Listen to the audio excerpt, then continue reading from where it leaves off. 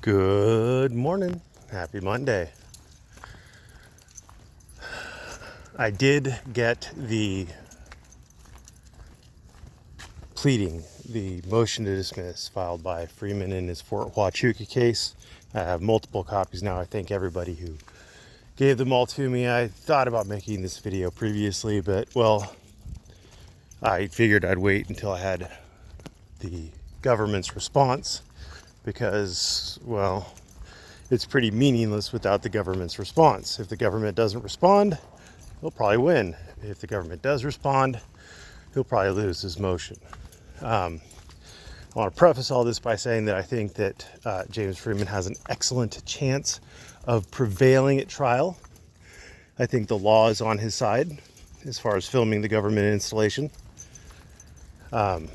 But I don't think that the motion to dismiss is the correct vehicle.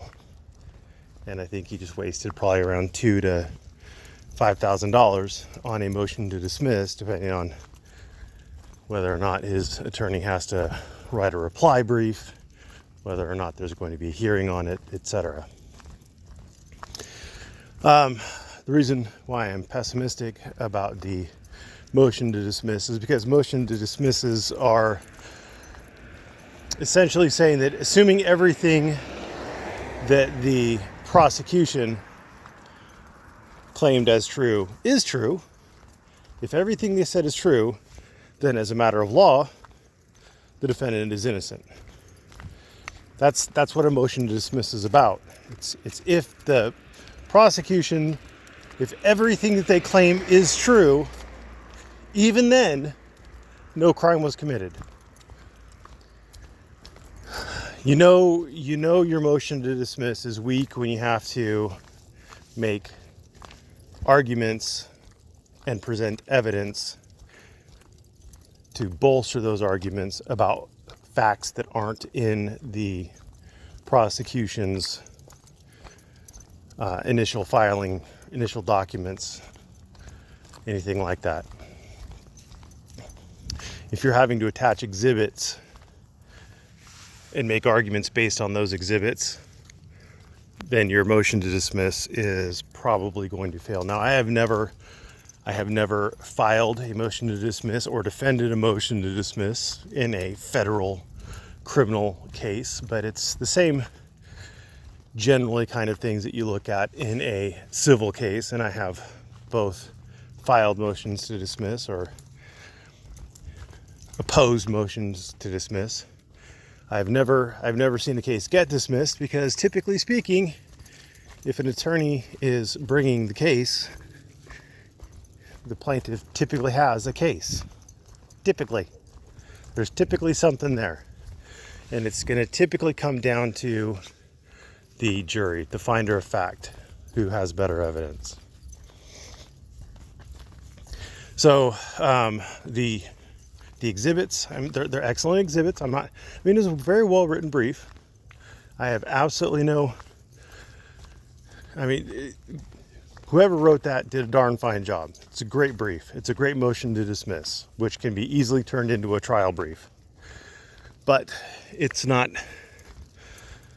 it could, the judge could accept it, but it's not a very strong motion to dismiss. It wasn't like they're alleging everything but him filming, and then they're saying that he filmed. You know what I mean? It's a different thing. Oh, he was there. He had a camera. He did this. He did that. He did the other thing. And now we're charging him with filming a military installation. And then you say, well, you didn't actually allege he filmed. That's kind of what they're looking for. Now, they do have a fairly strong argument with the installation deal. That's the best argument they have in there. They argue that a military base is not an installation. And that is a very good argument. And they may prevail on that, but we're going to have to see the government's response first, because they're not arguing against a first-year family law attorney. They're arguing against the government. Now, this is for Teresa. For whatever reason, she wanted me to watch a Justin Pulliam video. She allowed me to skip to the 3-minute mark, but she didn't tell me what I was looking for, so I watched about 2 minutes of it. I got to the point where Justin Pulliam's argument was essentially that because somebody in the department alleged that Chief Espinosa's son committed some sort of a sexual harassment against her, that somehow that makes Earl innocent. I don't get. It doesn't make any sense to me. I'm sure he's the most dangerous man on campus, and now he's doing so much with his life. It's just amazing. But his argument is pure nonsense. His threads run too thin. There's no correlation between, and what I mean there is causation, but there's somebody who's much smarter than me who doesn't understand the difference between correlation and causation. So I'm misusing correlation on purpose. There's a correlation. His argument is that there's a correlation between Chief Espinosa's son getting sexually harassed and the whatever charges against Earl being retaliatory.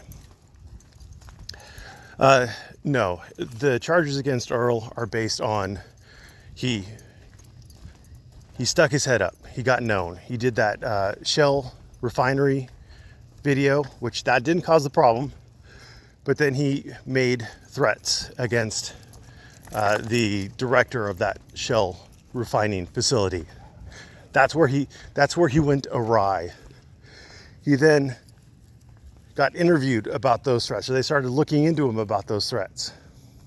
And they find this complaint in his past made by his daughter that he's a terrible person who did terrible things. That's how this got going. And then they interviewed him, and he did a terrible interview where he was hunting Nazis in South America. That's how this got going. And are they out to get him? Absolutely, they are out to get him. The difference is they're out to get him because he is accused of, by his daughters, molesting them, or by at least a daughter of molesting them. That's why they're out to get him. Because in the Western culture, people are kind of against raping your daughters. So I hope that makes sense. Thanks for watching. Have a great day.